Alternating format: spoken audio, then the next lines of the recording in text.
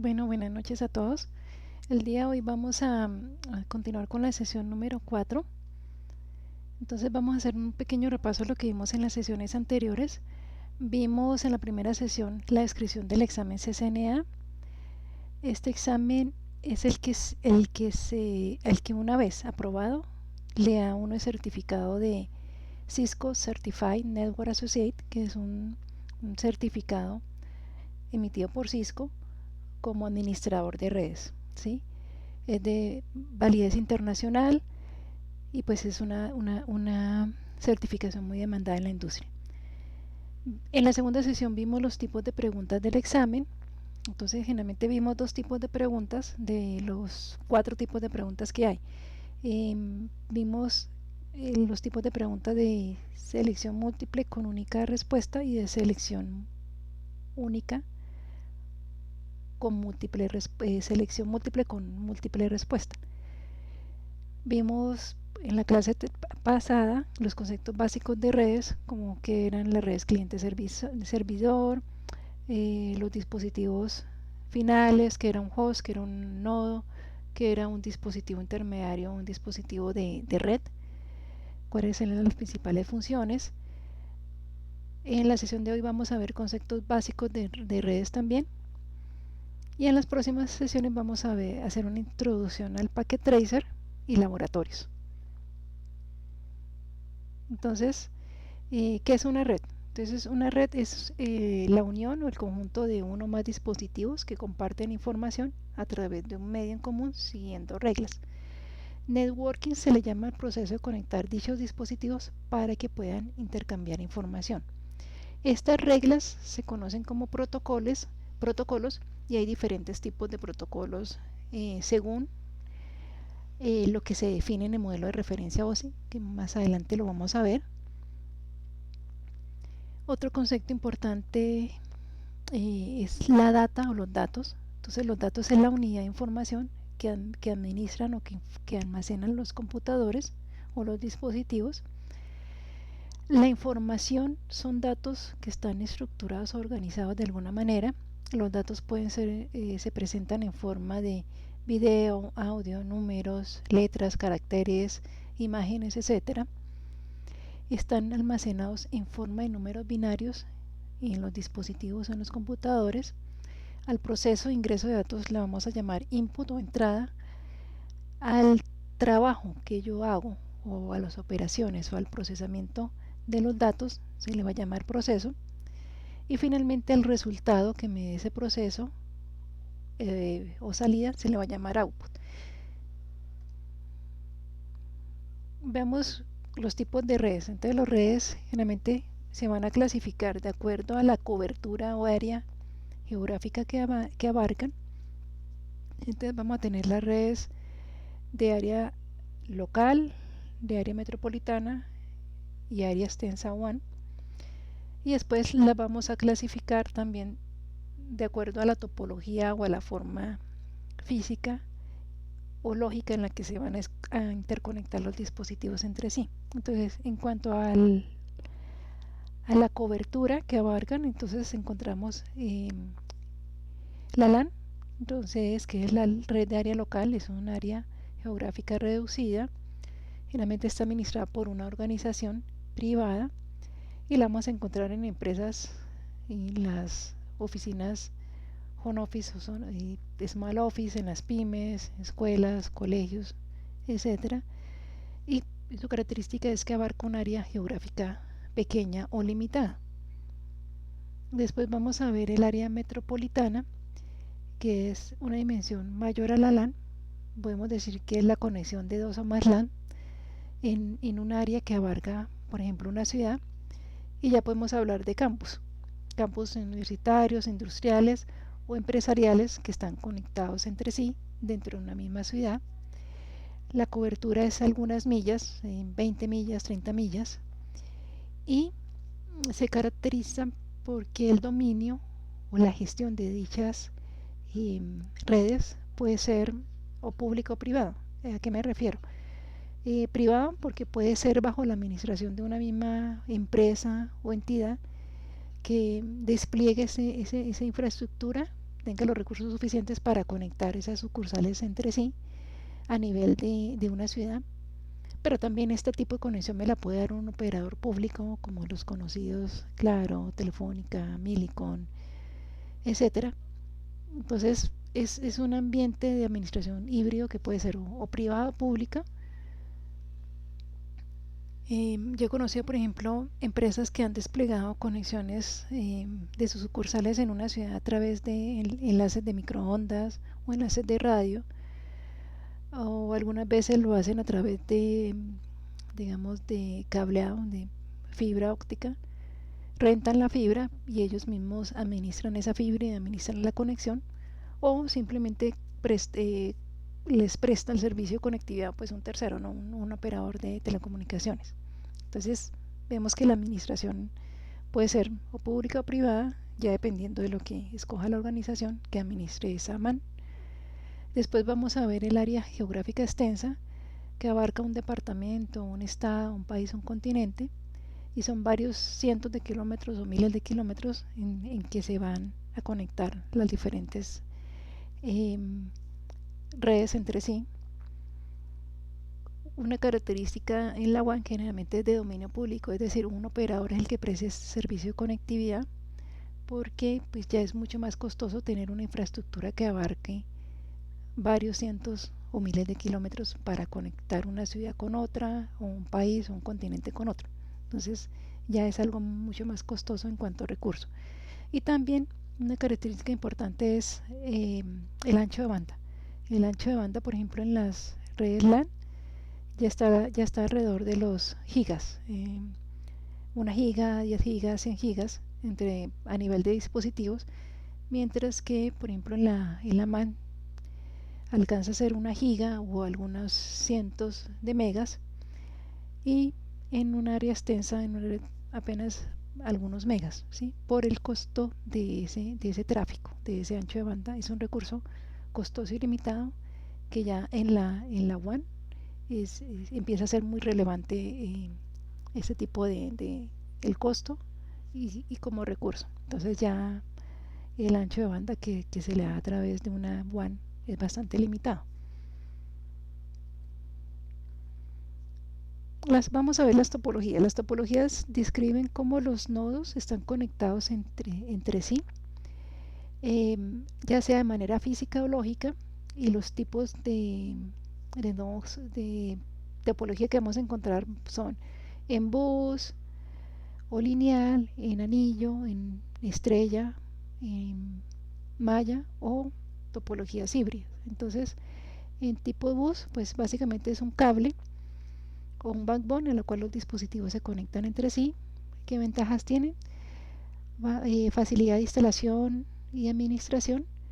La desventaja es que es poco escalable a medida que se van conectando muchísimos más dispositivos a la red, y también que el cable central o el backbone central es un punto de falla que si tiene alguna afectación pues va a afectar y va a fallar toda la red. Entonces es un inconveniente que pueden tener, o una desventaja. Entre las topologías lineales o bus, un tipo especial es las redes punto a punto, donde voy a tener solo dispositivos que se hablan entre sí, y esto es muy común, por ejemplo, verlo en los radioenlaces, o por ejemplo en las conexiones de dos sitios que quieran hablarse entre sí. En redes también inalámbricas se ve mucho, en redes de fibra óptica también se ve la conexión de, por ejemplo, dos data centers o dos oficinas conectadas a través de una fibra, entonces donde pues simplemente se utiliza este tipo de red. A nivel lógico, las redes punto a punto, por ejemplo, la red cliente-servidor es punto a punto porque tenemos dos dispositivos que están hablando entre sí únicamente, por ejemplo. Las redes en anillo, entonces básicamente es cerrar ese bus y formar un anillo, ¿sí? Entonces cada nodo va a tener dos cables o dos direcciones a los cuales se van a conectar. Generalmente las vamos a llamar east o west, o sea, este-oeste.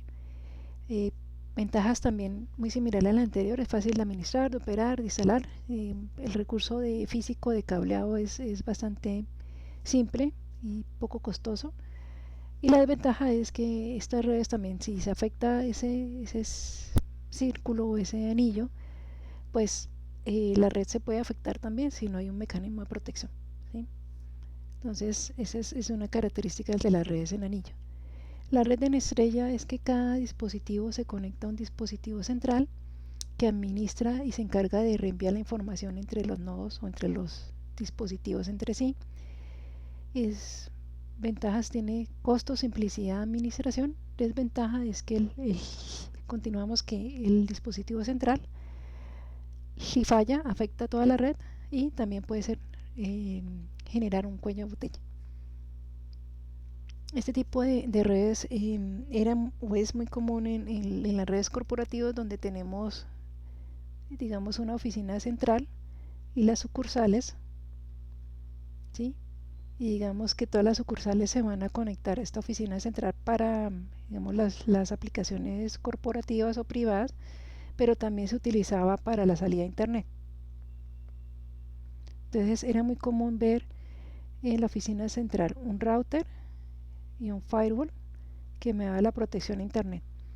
Hoy en día este tipo de redes o este tipo de esquema deja de tener sentido al tener estas redes ya banda ancha o el canal de internet a unos costos bastante reducidos.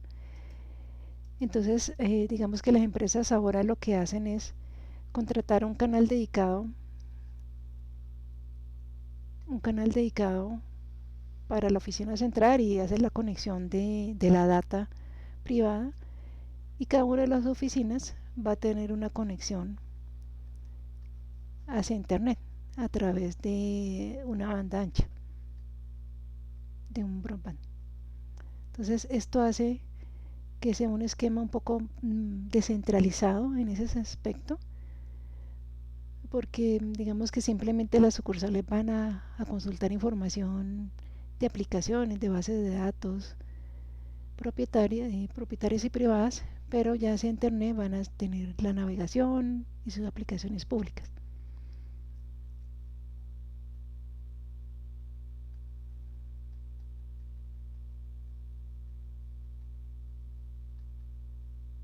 Y como yo les decía, estos tipos de topologías operan tanto a como físicamente están los dispositivos conectados o a como lógicamente están conectados entre sí.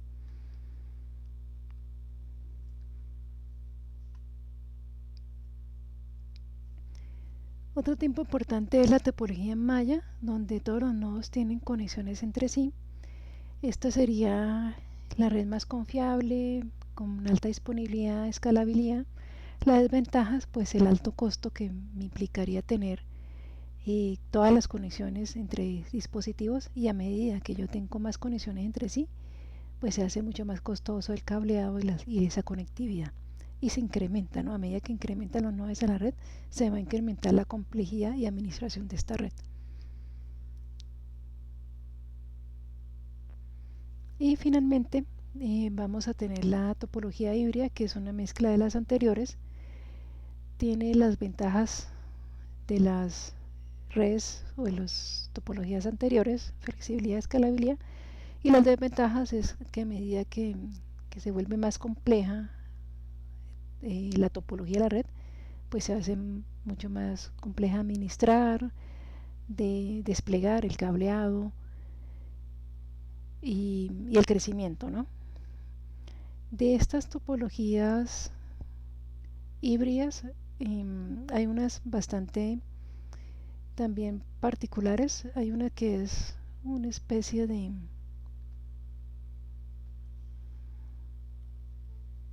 de rama central, ¿sí?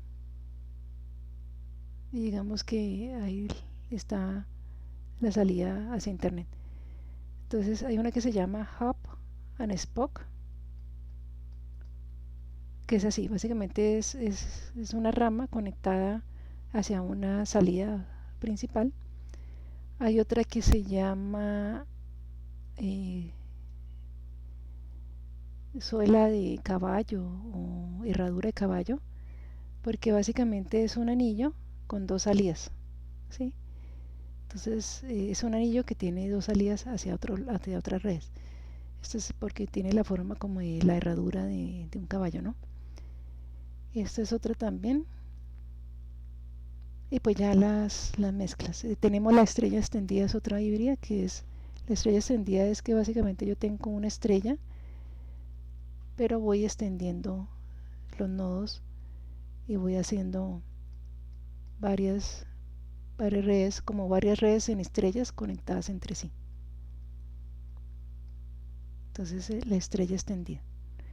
Este tipo de estrella extendida es muy común verla también acá en las redes, por ejemplo la GPON, son como estrellas extendidas porque tengo un dispositivo central y voy distribuyendo la señal y la voy dividiendo. Entonces voy haciendo ramificaciones. Y ya pues estas topologías híbridas pues son una mezcla de cualquier forma.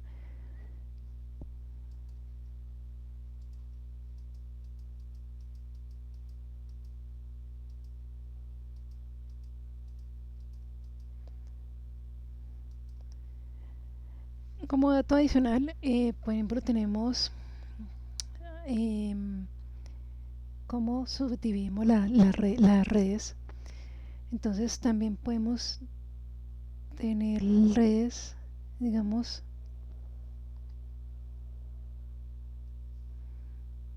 vamos a tener unas capas en una red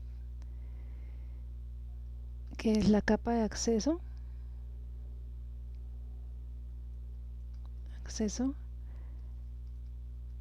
agregación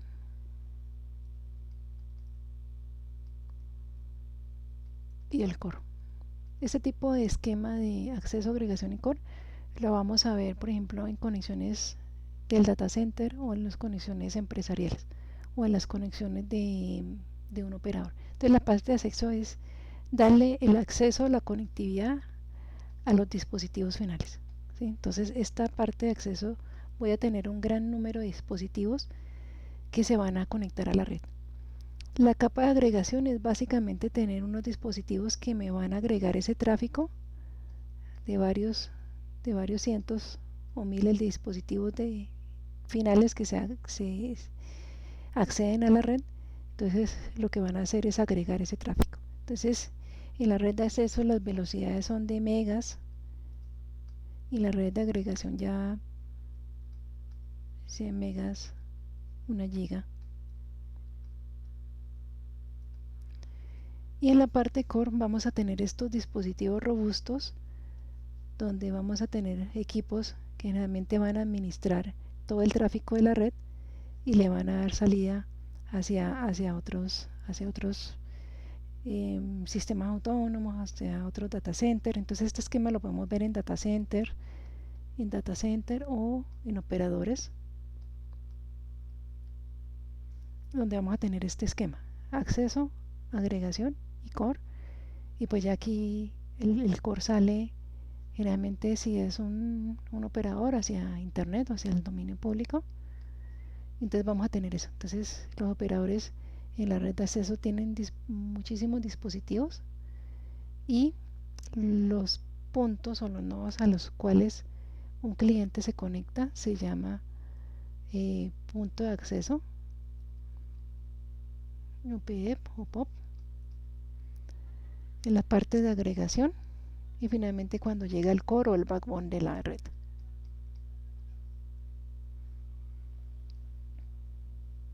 Entonces esto ya es más que, digamos que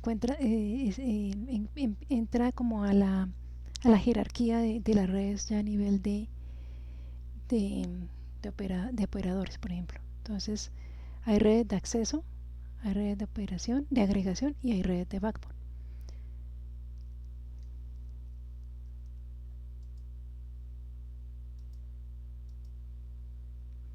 Y finalmente vamos a ver otro tipo especial de redes que son las redes inalámbricas, Entonces en las redes inalámbricas vamos a ver que los dispositivos están, las redes inalámbricas y las redes cableadas, la diferencia es el medio que están utilizando. Las redes cableadas, los dispositivos usan cables, pueden ser por ejemplo cable coaxial, cable Ethernet, UTP.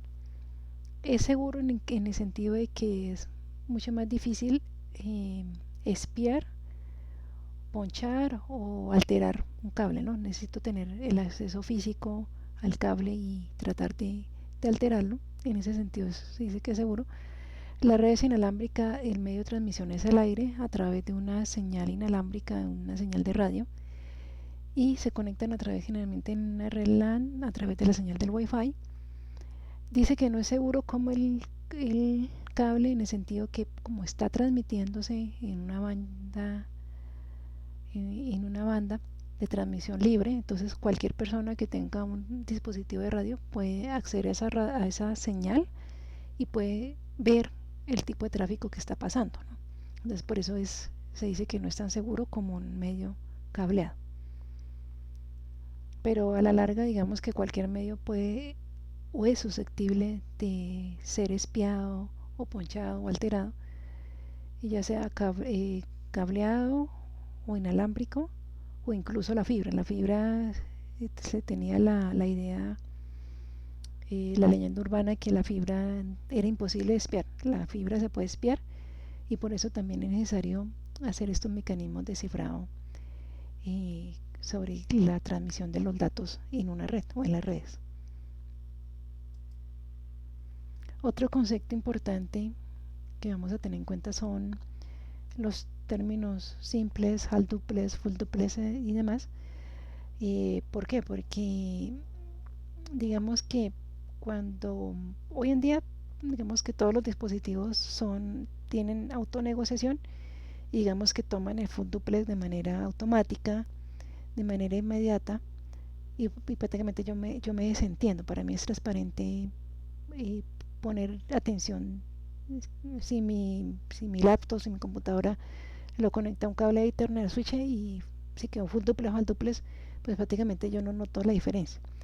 Pero esa diferencia o ese término es importante o cobra relevancia cuando, por ejemplo, yo estoy conectando dispositivos de diferentes fabricantes. Cuando son fabricantes, o sea, cuando es del mismo fabricante, digamos que esa autonegociación es fácil y automáticamente y se toma la mayor velocidad posible en los dispositivos. ¿Sí? Así son dos tarjetas que tienen 1 giga, pues las dos quedan a 1 giga y transmiten full duplex.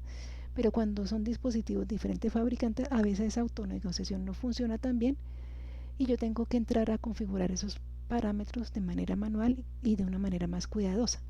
Entonces, por ejemplo, cuando conecto dos switches o dos routers, un router Cisco con un Juniper o con un Hewlett Packard o con un Dell o con cualquier otro fabricante, ya me toca ver en detalle la velocidad de transmisión de las interfaces, el modo de transmisión, la velocidad, y hacer la configuración de tal manera que pues que pueda hacerlo.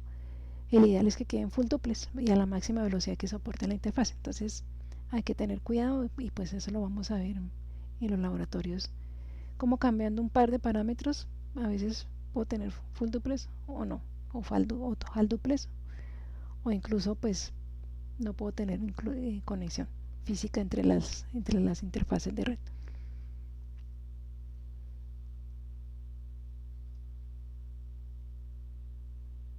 Bueno, ya aquí terminaríamos. Hay una pregunta que se hace al final de la clase, es cómo se llamaba ese dispositivo que se utilizaban en los cables coaxiales cuando se conectaban estas redes en bus.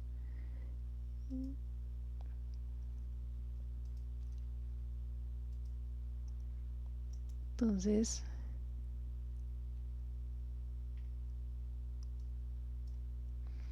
antiguamente estas redes en bus era un cable coaxial. Entonces básicamente el cable coaxial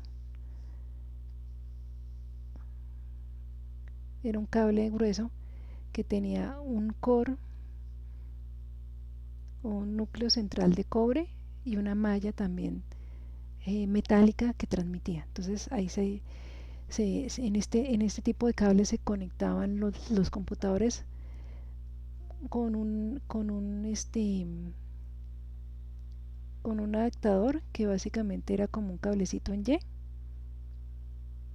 donde, donde simplemente se enroscaba el cable para, para el bus, y acá se conectaba la tarjeta de red del, del PC, ¿sí? Al final de cada, de cada, va a ser más acá un poquito mejor el dibujo. Teníamos como esta Y o esta T, y aquí estaba el cable, ¿sí? Este era el cable coaxial. Entonces este adaptadorcito me conectaba a la tarjeta de red también, que tenía un computador. ¿Mm? Pero como esto era un cable, entonces al extremo final de este cable, para cerrar este circuito, se ponía un adaptador o un acople de impedancia para terminación o para cerrar el circuito. Si no se hacía esta terminación o este acople de impedancia, que básicamente era como una especie de,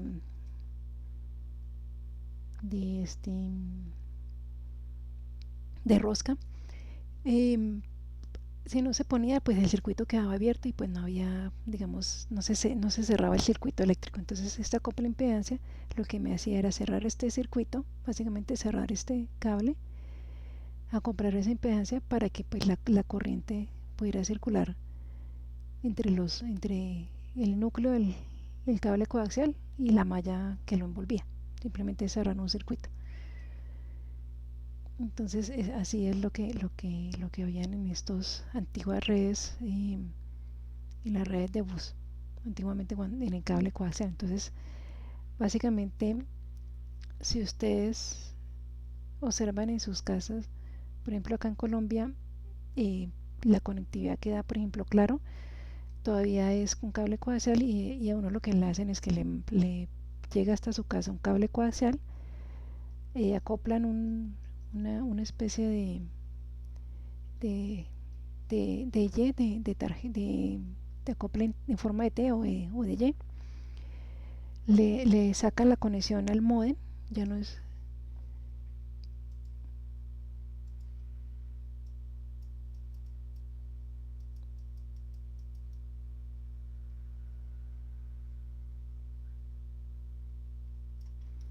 sacan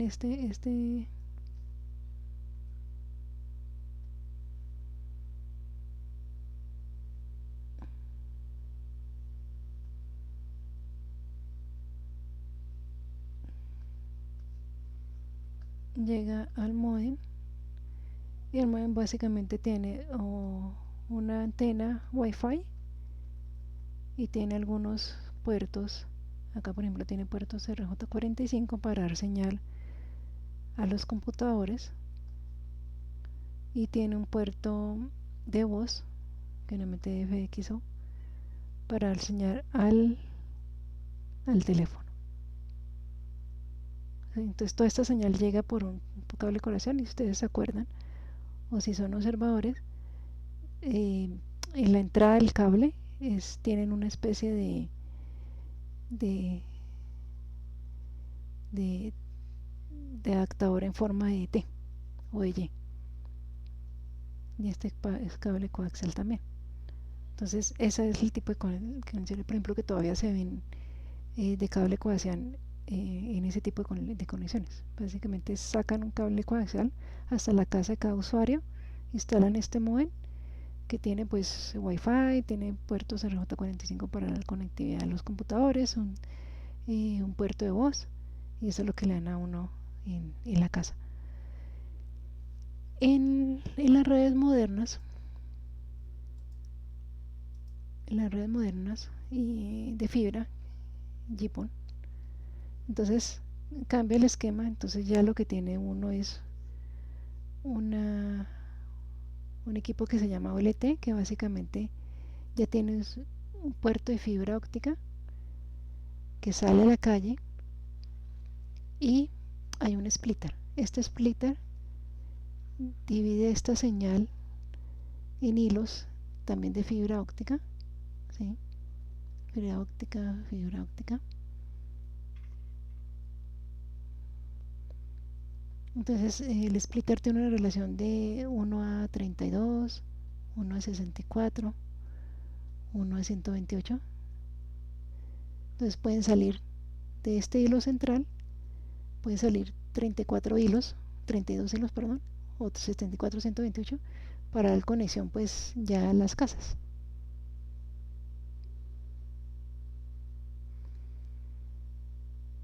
Y esta conexión se da en un aparatico que se llama ONT, que aquí es un puerto de fibra óptica, pero esta ONT tiene, por ejemplo, un puerto RJ45 para dar una señal de datos pues al computador.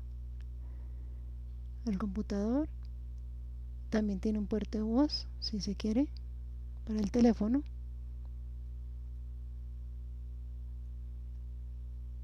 Entonces esto es lo que ahorita digamos que se está el medio. Si pensamos en, si recordamos el concepto de full duplex al duplex, el medio es un solo hilo, ¿sí? ¿Cómo es que yo puedo tener transmisión y recepción sobre un solo hilo? Porque esta fibra óptica transmite dos frecuencias, una de transmisión o una longitud de onda, una frecuencia de transmisión y una de recepción. Se transmiten esas dos frecuencias por el mismo hilo de fibra. Entonces tenemos ese transmisión y recepción sobre el mismo hilo.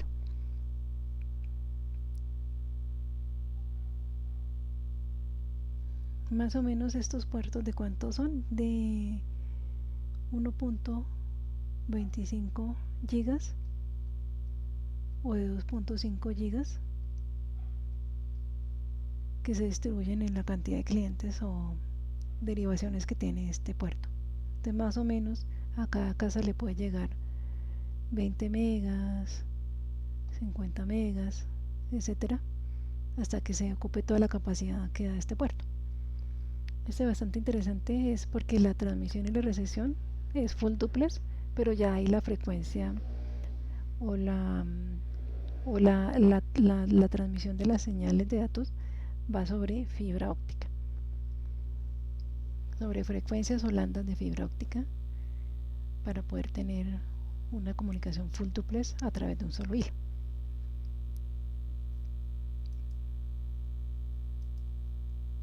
Listo, entonces ya con estos apuntes damos por terminado esta clase del día de hoy.